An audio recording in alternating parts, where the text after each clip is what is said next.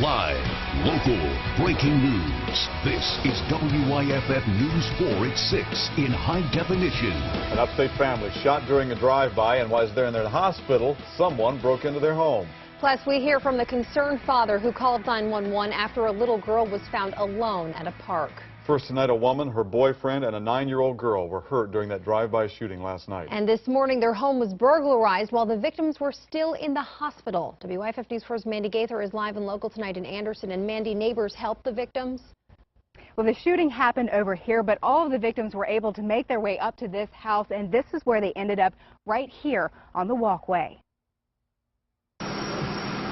As they were walking home on Washington Street from a relative's house around 10 Thursday night, police say a 24-year-old man, his 34-year-old girlfriend, and her 9-year-old daughter were hurt after someone drove by and opened fire. I saw them laying right there, and oh man, the kids are just hollering, screaming. Neighbor Jerry Norris called 911 after hearing the shots and then the screams from the children.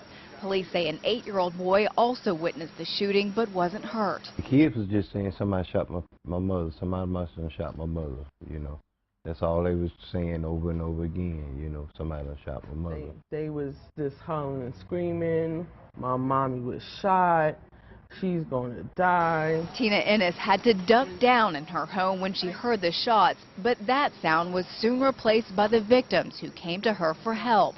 The man was shot in the leg, the woman in the ankle, and the 9-year-old girl was grazed by a bullet on her chest. The child wasn't even concerned about the pain. She was more concerned about her mother. Just 3 weeks ago, police say at least 14 shots were fired from a red SUV into the family's home. We found bullet holes with numbers written beside them in the siding of the house. And Friday morning, while the victims were at the hospital, police were called back out to the family's house as a relative reported that someone had broken in. No word yet what, if anything, was stolen. And at this point, no arrests have been made in any of these cases. Police say the suspects were driving a black SUV with shiny rims. Anyone with information on the case is asked to call Anderson Crime Stoppers. That number, 888-CRIME-SC. Mandy Gaither, WYFF News 4, live in Anderson. All right, Mandy, thank you. Now to Western North Carolina, where the Asheville police tell us a man already in jail accused of sexual exploitation of a minor tonight has been charged with first-degree murder. Police tell us Juan Carlos Jimenez is charged in connection with the death of Christopher Ortega back in October. Jimenez had been in custody in the Buncombe County Jail since January. Police say today's arrest is the result of a 10-month investigation. Last fall, the autopsy showed Ortega died from asphyxiation. Continuing coverage now. Tonight we are hearing from the man who called 911 after police say a 3-year-old girl was alone in a park for more than an hour after her daycare left her behind. Greer 911, what's the location of your emergency? Yes, I'm at Century Park in Greer. Uh-huh. There's a little girl here. She's 3 years old. She's been here for over an hour. That's the voice of a concerned father. Matthew Henry was at Century Park in Greer on Thursday with his wife and 2-year-old daughter. We came up here and he says when someone told him a little girl sitting at this concession stand had been found all alone, he called police. I thought that her parents dropped her off and left, and I was worried about that. She's too young to be out here by herself. Police say the girl had been at the park with her daycare, Main Street Academy Daycare Center out of Duncan. Investigators say the daycare left this park at about 2:30, but the girl wasn't discovered alone until about 4 o'clock. And according to this incident report, the daycare didn't even realize the little girl was missing until someone showed up at the daycare to pick the girl up. There will be some repercussions as far as to what avenue. I'm not sure at this time. We called Main Street Academy Daycare Center for a comment. The party you are trying to reach is not available. But no one picked up the phone. If it was the daycare that left her, if they didn't get a proper head count or anything, then that's definitely a problem. This father knows how precious little ones are and is happy the little girl found in the park is back with her family and is okay. Not happy that she was left by herself. She was way too young for that, but I'm glad everything worked out.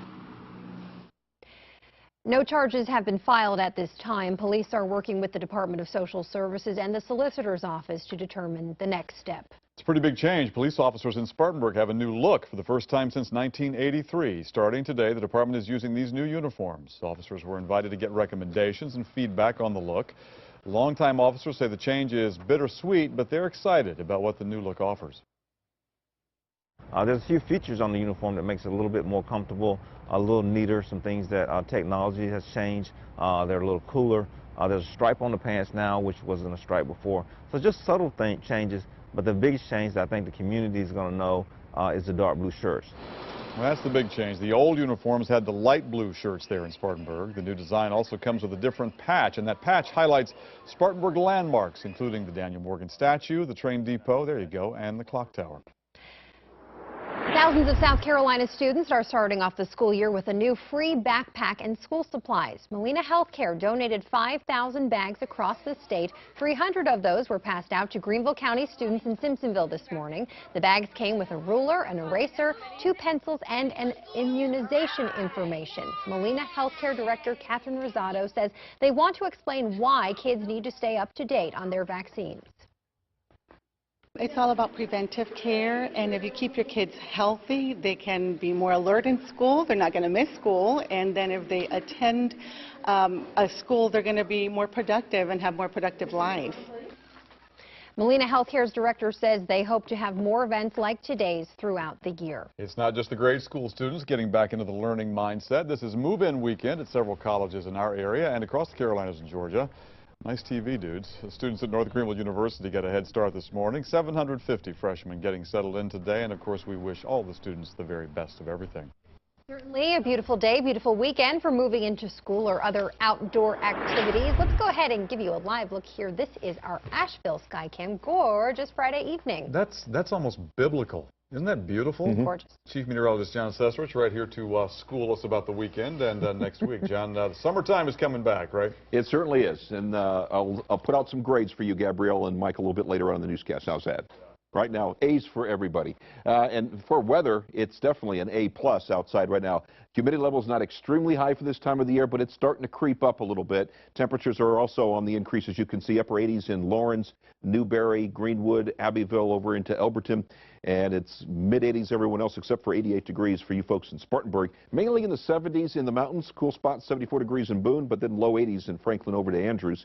And Athens has cooled down a little bit from the low 90s to currently 86 degrees. No precipitation expected across the area. And as we talk more weekend weather, also looking pretty good, but we're going to increase the temperatures quite a bit and up the humidity levels. Now back to you, Gabrielle. Okay, thank you, John. The Greenville Humane Society received a check for nearly $6,000 today. Greenville marketing and advertising firm Irwin Penland raised $5,800 during this year's 17th annual Dog Days fundraiser. A special check presentation was held today, and the money will be used to support the foster program at the animal shelter.